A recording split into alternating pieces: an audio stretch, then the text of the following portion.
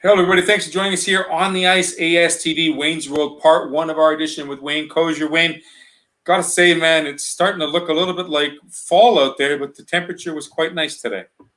It's beautiful. Fall is the best time of the year for me, other than the fact that winter comes behind it. But yeah, beautiful trees are turning color now, and nice, fairly warm days, cool evening. That's perfect weather. Well, we could say it's cooling down a little bit here, but I think if we check in with the training camp, 119 degrees. Is that what I heard you put out in Arizona or Las Vegas this past week? Yeah, that's what the Kings had posted on. There was 118 Sunday morning there. Crazy. A little bit hot. I'm not going to lie, a little bit hot. Yeah, you'd look forward to getting to the rink when it's that hot outside. Yeah, rink and then poolside. That's the agenda for the day for the boys. Now, last week we had a great conversation about the rules and changes we're seeing in the Western Hockey League, but we didn't have a chance to get into part two of our discussion. We're going to do that today because, quite frankly, when you talk about junior hockey and the NCAA programs in the States, camps are shut down. Camps are pretty much finished. There's a little bit of movement happening between some players and some organizations. And the question I have for you is, Wayne, as an advisor, and you're seeing these players moving up to camp, to rookie camp, and then they're being sent down back to their respective teams, how transparent do teams and organizations need to be, or should they be, with these players moving back and forth?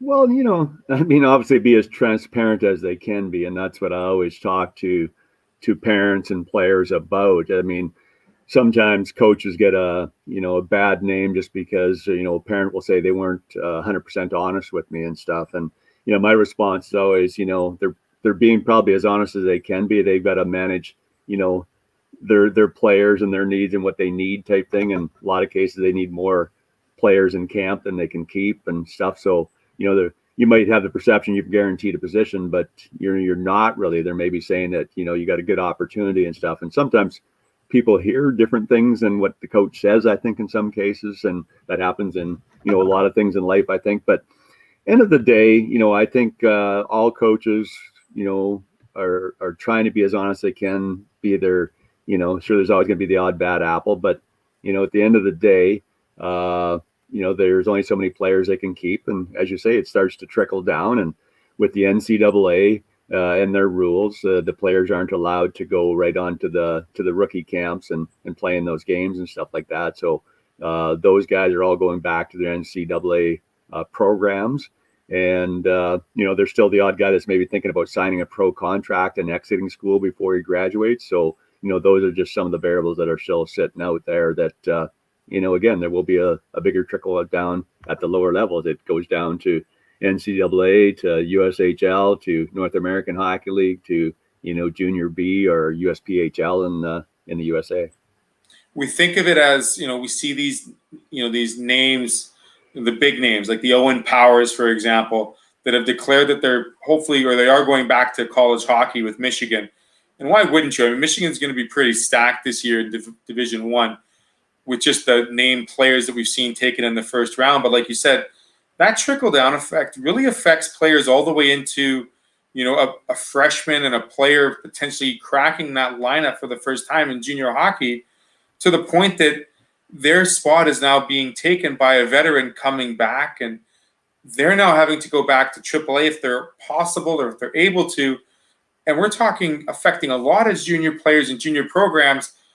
The big thing is trying to solidify a lineup for a lot of these teams, and then saying to the team and the organization that they're representing, we can't leave an open spot for that just-in-case player that might show up last minute. I mean, talk about, specific positions. Like I've heard of a goaltender this past week coming back to a junior hockey program, and quite frankly, you just heard the team say, no, we just don't have a spot available for you, hoping that, right, there is another player that is still signed coming back from another team. So, I mean, Wayne, talk about, how long do you think this really is going to take into effect to see that portal kind of not open up, but kind of stop bursting at the seams, so to speak, to see, teams being more reflective of, their proper players, being able to sign the right players and have a proper roster by the start of the season? Yeah, well, I think it's going to be a couple of years out before that totally shakes out with the whole COVID thing and the kind of logjam that's been partly created by COVID. But again, every year, regardless of COVID, there's always going to be a bit of a logjam. It's just a little bit exaggerated, I guess, due to COVID. Um, so again, I think some of the takeaways that I take from what you're saying about these players that trickle down and get cut because the vets or the better players come back down is that it's something that players and parents need to really give some consideration to when they're going to camps, going to teams type thing, because there is always that risk if you're kind of on the borderline of being making, so say, a USHL team, and you go up to there. Then somebody doesn't sign a pro contract, they expect to sign a pro contract or whatever, and comes back down to the USHL team, and then you trickle down and get knocked down to the North American Hockey League team. And maybe the spot is not there. And again, a goalie is a classic example. I mean, there's only 2 goalies on a team. So if some young kid came to camp, lit it up in the North American League while you were away at a USHL camp, the coach can change his opinion. He might just say, we're going to go young now.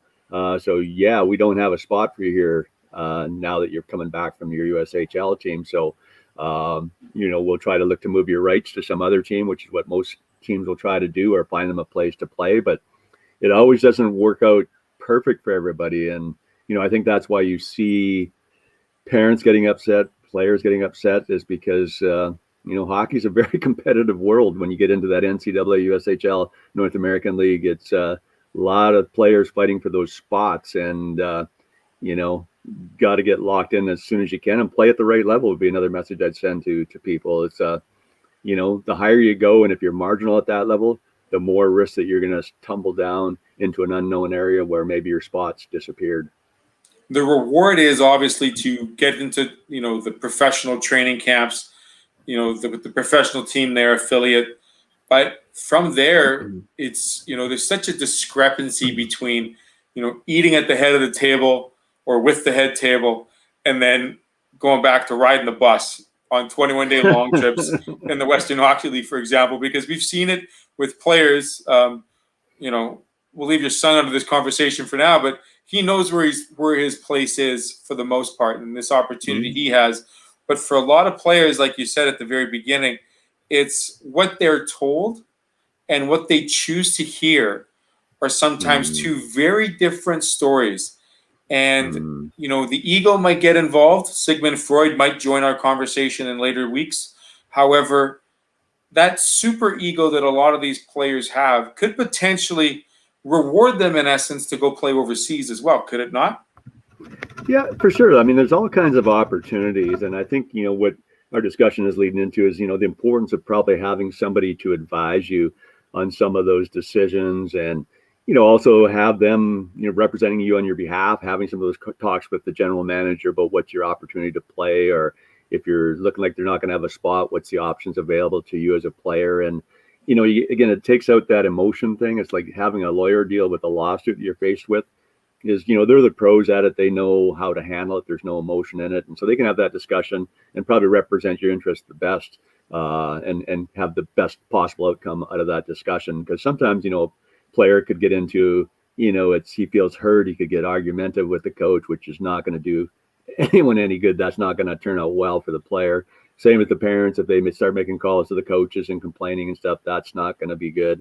And so, I think it's important that players, as they rise up the ranks, you really do need somebody to help advise you in today's world. It's very complex. There's a lot of moving parts type thing, and most players or parents won't have the knowledge and wherewithal to handle that. So let's bring it down a couple levels. Let's talk about that, AAA player, that first-year junior player that you said is marginal, that has that opportunity to maybe perhaps crack that lineup for the first time, but then gets news that he has to go back to playing to his team from last year.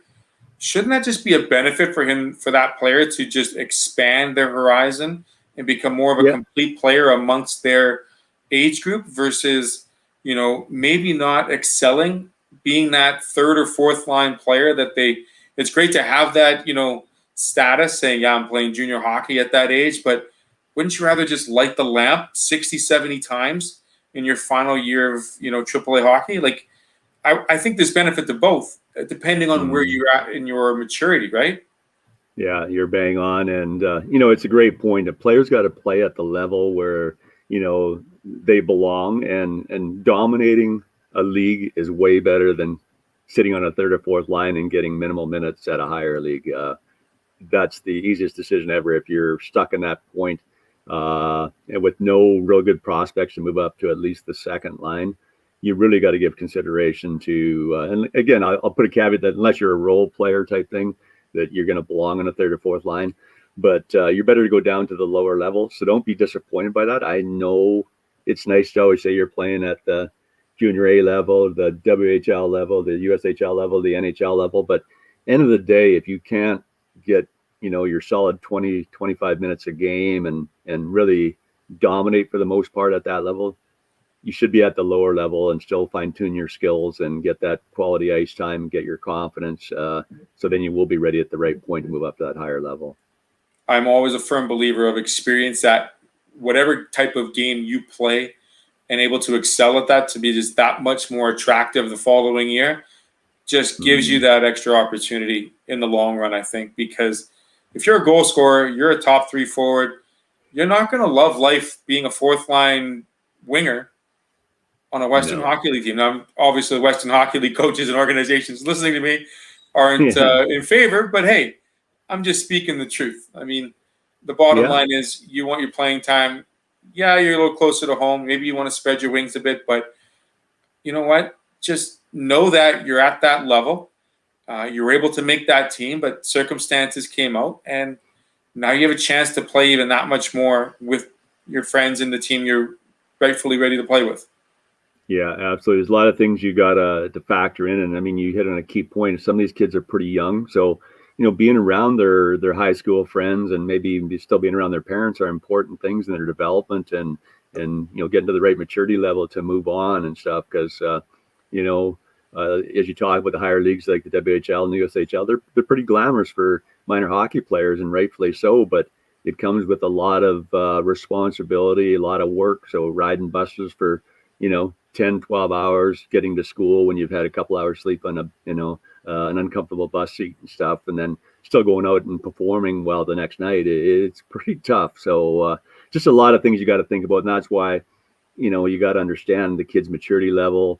Where is he truly at? Can he handle this type thing? And it's certainly something that GMs and coaches do have those discussions when they're looking at guys, when they're moving them up. They got to factor all those things in. It's not just all about, what he can do on the ice. That's obviously a key part of it, but there's also that personal side that they got to look at. Do you think the teams and organizations, looking at the fact that we are seeing regular season start this fall, are taking into account that there are players that are still available that are more mature and would rather see a program have a little more stability versus looking at a player that may or may not have the adequate tools off the ice to be prepared fully in this return from a pandemic?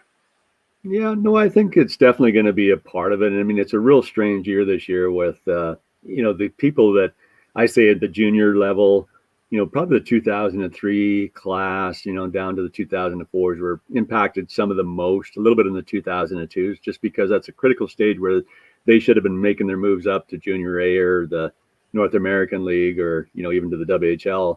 And that didn't happen, and they didn't get a lot of games to grow. So it's really going to change, how things look now when teams are making decisions, because, some cases I think they're going to be making decisions with a little bit less information than they normally would have on a player and a little bit less history, I guess, on the player. So, it could be interesting. I think, obviously teams can carry a little bit bigger roster into the start of the season. They can carry the one extra overage at the WHL level, and certainly junior A has their rules too. But and then hopefully over those first couple of weeks of the season, you gotta, make your decisions. And so that's why it's important to players to get off to a good start, and getting off to a good start helps the player with his confidence. And, like I say, confidence is extremely important to a player's success. So, have a great start to the season and be confident in what you're doing. Confident in what you're doing, know the game you're playing, understand that the conversations you're having with a organization can be as transparent as you want them to be. Don't reread or don't look into any more secret messaging. Just take it for fact. and enjoy the experience, because Mm. you may be put in that situation again, right, Wayne? Yeah, absolutely. It's every step you go up type thing. And I mean, just to get to junior A level is quite an achievement for any player. So, you know, you don't want to think of that as the end of the road, but that's a heck of an achievement. And only a small percentage of players make it even to that high a level of hockey. And afterwards, you got other things to look at: family, university, college, careers, all Mm. that stuff. Maybe being a sports advisor yourself, like our good friend Wayne Kozier. But coming up after the break, we've got another gentleman, Mr. Rob Barnsley. Started off his rec hockey programming at Edmonton. He's a Winnipeg native. He brought it back to Winnipeg last year. Of course, just in the perfect timing, a pandemic hits. But now we're back to a final regular fall season starting up with the WRHL. He's going to join us on the second half of On the Ice. Wayne, we'll talk to you next week. Really appreciate the insight. We're going to get some more ideas of how to react and respond with teams and players looking forward to finally getting on a regular season routine after a year and a half away from it. How's that sound? Sounds great. And always good chatting with you, Theo. Have a great week ahead. You as well, Wayne. Wayne Kozier again here with Wayne's World on the Ice. We'll be right back with Rob Barnsley of the Winnipeg Rec Hockey League. Stay with us here on the ice. Welcome to Pilot Mountain Hockey Academy, your world-class academic and hockey training facility created to maximize each student's athletic and academic potential. Blackjack Stewart Arena, home of the Buffalo, is inside the 46,000 square foot complex, as well as a curling rink and other facilities. The students have a unique combination of successful, well-rounded education at Pilot Mountain Collegiate Institute and the professional hockey training in an encouraging community. The years of experience of on-ice coaching propel our students to the next level, both mentally and physically, in a professional environment.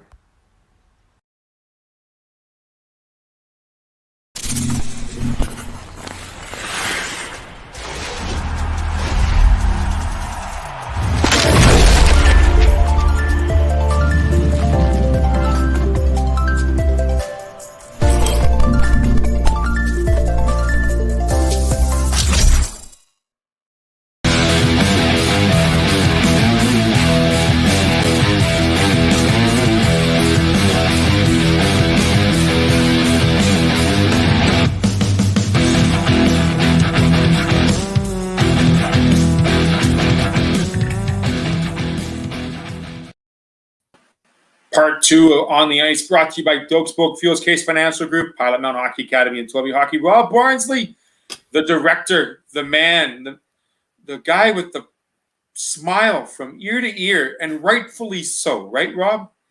Yeah, you know, it's I say it many times, it's been 320 days since October 28th to the 13th when we dropped the puck again to start. Seems like a lifetime. I think for most people in the hockey business, I don't think they've ever been off the ice for that amount of time. It's amazing how impressive it is that people and ice technicians remember how to make ice and paint ice and keep these facilities in decent shape, even though we haven't had much going on within them. Yeah, you got to admit they do a fantastic job, regular season or not. All the facilities we play in, they do a great job. So give us some details, Rob. Tell us what's going on for the fall Winnipeg Rec Hockey League. Give us the leagues, the teams, the participants. Yeah, well, yours, my friend. Well, I really appreciate coming on again to talk. You know, I'm just so excited to get going again. We're up to just around 88 teams, going to be about 95 because we're still taking registrations. We're the quickest out of the gates, if you will, in the rec hockey world. We don't really call ourselves a beer league. We're a premier product, and we play out of premier facilities. For those that don't know, we play out of the rink training facility on McPhillips, Bell MTS Iceplex with the 4 sheets, 7 Oaks, and actually for this year, we've added Garden over at Gateway, and so we've got a lot of facilities to operate in. A lot of teams have come over from other leagues to play in our league because we do have a different product. For those that first time hearing, we're playing 90-minute slots. We have 3 periods of 15 minutes and a flood between every second period. So our ice quality is high up. So, we're just really happy to have not only the hockey product, but we also started a ringette league last year that got shut down after 2 or 3 games. And we've got 36 teams in that league as well. So, we're trying to just bring a new product to the market in Winnipeg. We've been doing this in Alberta for 14 years. We believe we're very good at what we do. We communicate very well with players. We have great officials. We picked up some fantastic officials. And every night I hit the rooms, I'm reffing as well. My legs are killing me. But I couldn't be happier. You couldn't be happier. That's so important. 88 teams. That's amazing. And Yeah, 33 ringette teams. I didn't realize. I mean, ringette's one of those sports that doesn't get a lot of airtime, much like curling. I mean, curling gets the airtime because it's a Canada sport. It's a national sport. It's Manitoba's provided world champions year after year. But ringette is one of those sports that both males and females can play, but it teaches a different dynamic of the game that still isn't lost today, which is awesome. Well, you can't hog the puck in ringette and go from end to end. You have to pass. And I think a lot of hockey players could take some lessons from ringette players on how to distribute the biscuit or the ring, if you will, right? We're just so happy that we could provide a place for the ladies to play last year during COVID, and they've rewarded us by all coming back to our league. We have a fantastic group of officials. We're always looking for more officials. We're always looking for timekeepers because I always say you can't have enough great people working with the team. But as far as the ringette goes, we spread them around the city. And as far as hockey goes, I know everybody's just really happy to be back, regardless of the restrictions that are there. Everybody's really playing ball. And if it wasn't for the restriction, quite honestly, we probably would have been in excess of 110 to around 120 teams based on emails and conversations I've had. So the future is really bright in that sense. It's fantastic. And the fact that you're able to increase to a fourth rink closer to my home in Gateway. I mean, Gateway's a beautiful facility too. You're almost representing the 5 boroughs. I mean, you're just missing a little bit of Transcona and you're all set, Rob. I mean, that's really what you think about it. I mean, the bottom line is, I know you and I have talked about this, but another great initiative that the WRHL has as part of their scheduling is not having a one and be all home rink. Are we still offering the opportunity for teams to play in different rinks over the course of a season, having a 1A and a 1B home ice? Yeah, so we started last year offering a North and South division, if you will, being that MTS having the Iceplex having 4 sheets of ice logically would be our hub, and from there we have teams that play in the North, so that means they'll never go to the rink. Or if teams that are South and they play in the rink and Iceplex, they'll never go to Seven Oaks. And then there's some other teams that really love playing at Gateway and so forth. So we're able to offer the best of both worlds where guys don't have to drive as far and so forth. So in the future, of course, next year, we're looking at expanding into some other rinks. And in the future, some other rinks probably are going to be coming online within expansion and so forth. So there's a lot of exciting expansion plans coming. We also have, we're the only league in the city that has the opportunity to play where the Jets play. And it's called Be a Pro Experience. We've done this for many years in Edmonton, conjunction with the Oilers and the Oil Kings. And now that we're affiliated with the Moose and the Jets and have our agreement that way, we presented to them having Be a Pro Experience here. So for teams that are interested in taking advantage of a full package, you can go to a Moose game, you can take your family, and then after the Moose game is over, you actually go downstairs, dress in a pro experience, and then play on the ice with all the lights and bells and whistles. And in Edmonton, it sells out every year. Guys love it, and it's just another way to give to the players. So what other highlights and other, perks, if you will, come along with being a team and a player? I mean, is Keener Jersey still part of the program? And I saw No Name Hockey is also one of the big deals now at WRHL. Yeah, it's we just had our managers meeting a little late after the start of the season. Normally have it before the season, but because things just happen so fast and between the two cities, we had our managers meeting, and one of the things I love doing is just giving stuff away. Keener jerseys, which everybody knows. If they don't, it's a local jersey manufacturer. We partnered with them, and every season, both summer and winter, this being winter, we put teams' names in for a draw for a high-end set of jerseys. And last year, Channel 4 News won it, and they got theirs done. They look fantastic. And, the big thing is teams are starting to look better and better every year, and going to Keener jerseys just helps you have a real pro look. And I highly recommend Keener jerseys. They do that for us. No Name Hockey is another local business. Jason that owns the business there, he's got a store on Sargent where you can actually go in and try out his sticks and pick out your curve and the color and get your name put on your stick at a fraction of the cost of what it would cost on a regular stick from one of the big box stores. So not only are you supporting a local Winnipegger, you're also getting exactly what you want. And so we gave away 8 sticks as well. And then we also gave away a home ice package. Home ice, actually, for those that don't know, is you can actually pay $1,000 and it gets you 50% of your games, same time, same arena. So for the guys that like Friday night at 8 o'clock, if that's available, then they can hang out with their buddies upstairs at the Iceplex bar, which is fantastic, and have some pops afterwards. And that's kind of what rec hockey is all about. Then we also gave out some discounts, some monogram pucks. And for anybody out there that has a business that wants to sponsor and get involved, get in touch with me, and we'd love to promote your business within our hockey league. Absolutely. No, with 88 teams, and talk about the power of the word of mouth is so important here in Winnipeg. A great way to advertise and sponsor and help out the programming here, certainly after what we've been through over the last year and a half. Rob, always easy to get a hold of you. Of course, you're one of those guys that keeps your door open. Your phone goes on notifications off, so you get a little bit of sleep at night, as should for everybody. We're going to take a quick break. We're going to come back. We're going to talk about how to get in touch with Rob, as well as the season upcoming. A little more details with him. Stay with us here on the ice.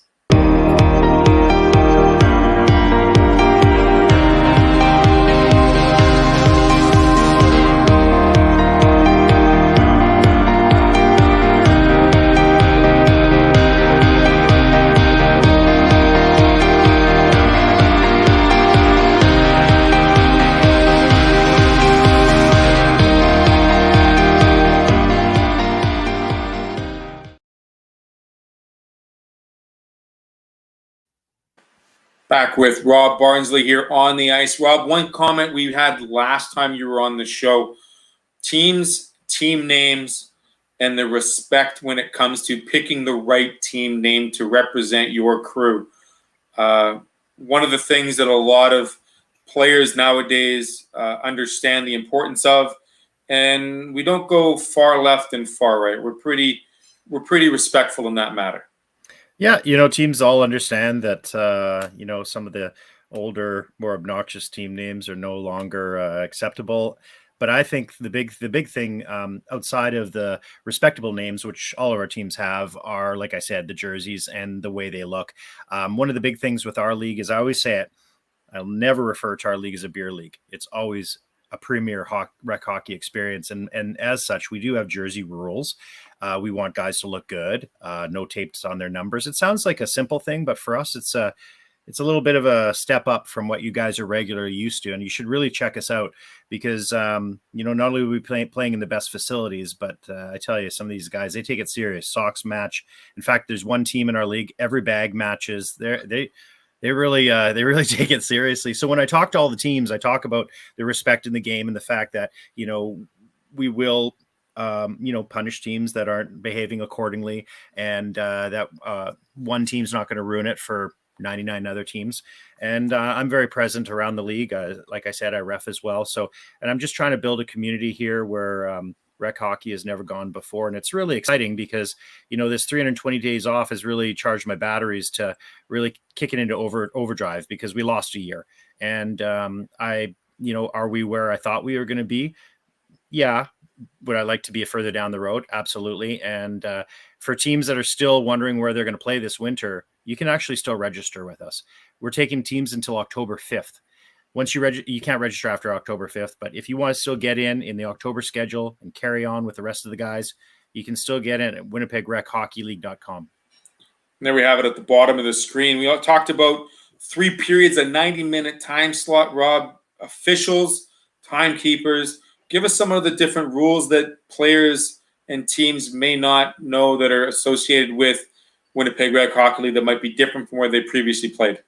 Well, 100%. The big thing is the time. You get 3 15-minute stop time periods. So for guys that are coming out of junior, guys coming out of AAA or high school and so forth, they're used to, say, a 15, 15, and a 20 maybe. Well, this for rec hockey is 15, 15, 15, and a flood every second period. Because we are playing in the Jets practice facility and the rink that specializes in the next level of hockey players, ice quality is really important. I think most guys would agree after an hour of being on the ice, an icing is a lot slower in the last minute than in the first minute. So we want to keep that up.